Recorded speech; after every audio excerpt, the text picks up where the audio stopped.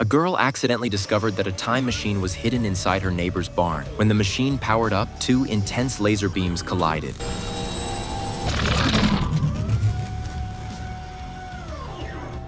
And Amy was stunned to see the barn transform into something completely different. Surrounded by an unfamiliar environment, she pulled out her phone, only to realize there was no signal at all. Amy ran into town, but to her shock, everything there had changed too. Then she glanced at a roadside advertisement and froze. The date read 2003. That was when she realized she had traveled 20 years back in time. She rushed to her school, but the moment she saw a familiar figure, she stopped dead in her tracks. Standing in front of her was Bella, the sister she had never met. 20 years earlier, a serial killer had come to this town and murdered 4 high school students, and Bella had been brutally killed in that very barn. Even worse, her death was only 3 days away. In that instant, Amy made up her mind to save her sister. Just then, Jack was grabbed by a group of people. They claimed it was a school tradition to throw one student into the river every year, and a crowd had gathered, cheering it on. Unable to stand by, Amy rushed in to stop them, and that was how she met Jack. She told him the truth, that she had traveled through time, but Jack had no reason to believe something so outrageous. Desperate to convince him, Amy pulled out her phone to prove she really was from the future. Soon after, the two of them went to the barn and loaded the time machine into a car. Jack took it back to his lab, where he discovered that its energy core had been depleted. The technology had been developed by Soltech, the same company where Amy's father worked. But according to the rules of time paradoxes, Amy didn't belong in this era. If she met her parents now, it could alter the future. Using the excuse of tutoring, Jack introduced Amy to Bella's family, and the two girls quickly became close friends. But then Amy noticed a photo in the corner of the room and suddenly remembered today was the day the serial killer first appeared. At that very moment, Bella and her friend were shopping at the mall, unaware that the killer was already lurking there. Amy rushed to the mall too, but couldn't find them. Luckily, Jack was working there part-time. From him, she learned that the two girls had gone to a clothing store on the 3rd floor. At the same time, the lights inside the shop suddenly went out. The man inside jumped in fright, and the CD he was holding slipped from his hand and clattered to the floor.